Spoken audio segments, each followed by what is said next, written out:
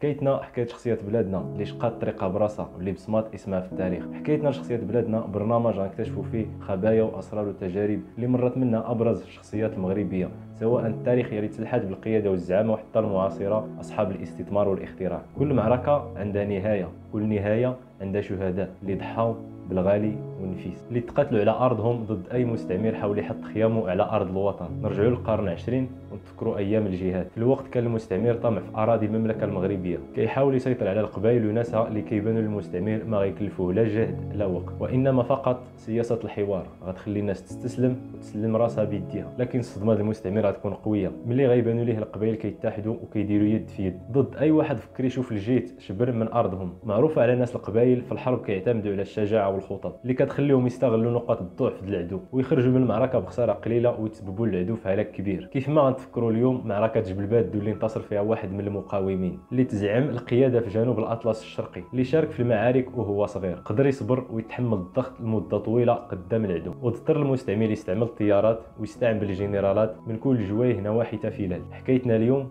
لزايدة سكونتي، هذه فرصه نتفكروا تاريخنا ونعرفوا شكون حنا.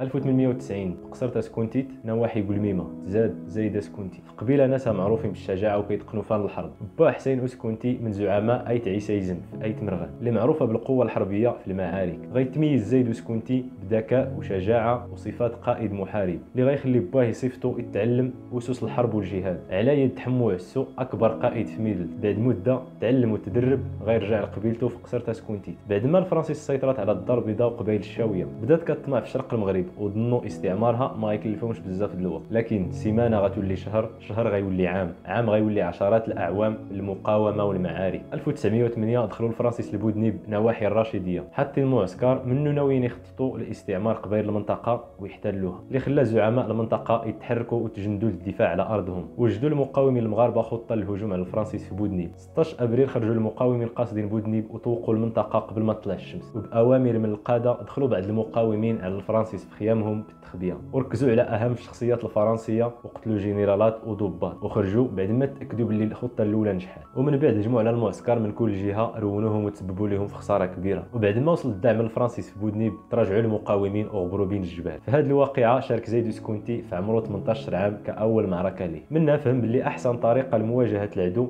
هي استغلال تضاريس المنطقه اللي حافظينها المقاومين. الوجود الفرنسي المستمر في المنطقه خلى المقاومين يعلنوا حرب الجهاد ضد المستعمر، وكانت فرصه لزايد سكونتي بحيث شارك في معركه الريش 1916، معركه ارفود والريساني، معركه دودغا وتنغير 1919، ومعركه طونفيت 1930. زايد سكونتي اخيرا غيتزعم مقاومه ايت عيسى واعلن الجهاد في الوقت اللي فرنسا بدات كتسيطر على قبائل جهه الشرق وكتفرض راسها. قدر يمول سكونتي المقاومه بالتعاون مع السيده عائشه اللي هي زوجته، دعمته بممتلكاتها سبيل الجهاد، وبدا كيجمع المقاومين من الفلاحه والمجاهدين. قدر يوصل الدعوه للجهاد لمنطقه فركله وتودغا وقبائل ايت حديدو، ايت عطا، ايت مرغاد وايت سخمان. وحد المقاومه وكاول مهمه ليه جمع 400 مقاوم وتزعم هجوم على الفرنسيس بالتعاون مع مقاومه قلميمه. وخرج سكونتي بالمحلات اللي نظمها، والمحله هي الجيش. قاصد الفرنسيس في تارده ملي وصل هجم عليهم حدا جبل اغري، سبب لهم في خساره كبيره بحيث قتلوا شخصيات مهمه في هذه المواجهه. والفرنسيس اللي نجاو من هذا الهجوم كانوا ناويين يهربوا، لكن حصرتهم مقاومه قلميمه اللي كانت جايه من الجهه الاخرى، خداو لهم السلاح والخيل ونجحوا المقاومين الخطه اللي كانوا حاطينها. وبقى سكونتي كل مره كيهجم على الفرنسيس كيحاصرهم بين الجبوله اللي كتساعدو حتى ما كيعرفش العدو منين كيخرج لهم، كيتسبب لهم في خساره ثقيله وبالزربه كيغبر ليه الاطار بين الجبال، اللي غيخلي الفرنسيس يوجدوا الهجوم ثقيل ويحيدوا زايد سكونتي من طريقهم، حيث كان كيشكل عليهم خطر بالمقاومه المستمره في المنطقه. وبدا الفرنسيس كيوجد الهجوم على اسكونتي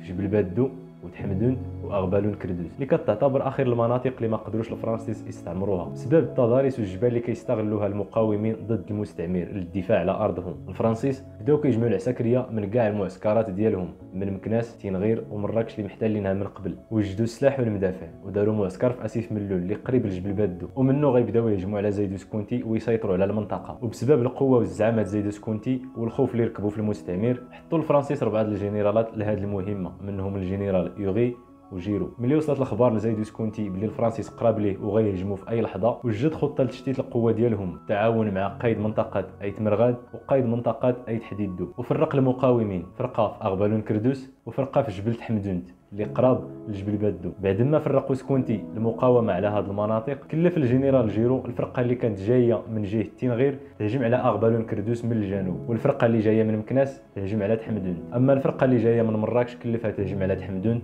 من الشرق. وكانت هذه هي الخطه للمستعمر. في 4 غشت 1933 بداو الفرنسيس كيتوقوا المنطقه الشرقيه، وبدات المواجهات في حمدونت واغبالون كردوس. الجنرال يوغي في الكتاب ديالو لا باسيفيكاسيون دو ماروك كيقول سبب المقاومه القويه والخطط اللي حطها زايد سكونتي خلاتهم يرجعوا الفرقه اللي هجمت على تحمدونت من الشرق ترجع وتهجم على اغبالون كردوس ويحاصروها. وفي نفس الوقت تعمدوا يهجموا على قبيله امدغوس اللي كتدعم زايد سكونتي بالماكله والسلاح. اما المقاومه في حمدونت اضطروا يستسلموا بعد الحصار والقصف بالمدافع واستشهاد الناس الابرياء. استمرت المواجهات في اغبالون كردوس ل 11 غشت من نفس العام، وبسبب الحصار اللي طبقوا الفرنسيس بالمدافع بقى جبل بادو الحل الوحيد اللي بقى لزايد سكونتي، وتراجع عليه مع المقاومين وعائلتهم. ومنه عاود نظموا سكونتي المحلات قبل ما يوصلوا الفرنسيس مره اخرى. الفرنسيس رجعوا للمعسكر بعد ما طبقوا الحصار وبداو كيوجدوا الهجوم على جبل بادو وكيخططوا يطيحوا زايد سكونتي. من بعد ما وجدوا الفرنسيس هجموا على جبل بادو. في معركه جبل بادو قدروا المقاومين يربحوا في بزاف ديال المواجهات وتسببوا للفرنسيس في خسائر كبيره. قدروا سكونتي يوجد 300 مكحله في المواجهات ضد الفرنسيس ودعم بهم المحلات ديالو. وبسبب هذه الخسائر في السلاح والعسكر طلب الفرنسيس الدعم بالطيارات وطبقوا الحصار على الجبل من السماء بالطيارات ومن الارض بالمدافع. 25 طياره كل نهار كطير فوق جبل بادو وكتلوح القنابل. وقدروا الفرنسيس يحاصروا المنطقه وقطعوا كاع الطرقان اللي كتوصل لجبل بادو. المقاومين ما بقى كيوصلهم لا سلاح لا ماكله. شهر من المواجهات والحصار باش يستسلموا، لكن المقاومه مستمره. الاحداث تطورت في الاخر شهر غوش وصلت المواجهات بالخناجر. هذه معركه سببت في خسائر كبيره في صف القائد سكونتي في صف المستعمر. الفرنسيس حاولوا يجالسوا سكونتي ويساليوا الحرب في 24 غوش، لكن زايدوا المقاومين بقاو متشبتين بالمقاومه. هذا الشيء اللي غيخلي عاوتاني الفرنسيس يهجموا بالطيارات من كل جهه. وبدا القصف العشوائي واطنان من القنابل كطيح على جبل بادو اللي تسبب في استشهاد الناس الابرياء. وبسبب الضغط اللي تعرض ليه المقاوم زايد سكونتي اضطر يفك الحصار على الناس اللي معاهم في جبل بادو، منهم اطفال نساء وشيوخ اللي ما قدروش يتحملوا اكثر. ومن بعد التشاور مع المقاومين قبل التفاوض اللي عرضوا عليه المستعمر ويسالي المواجهه بالهدنه نهار 29 غوش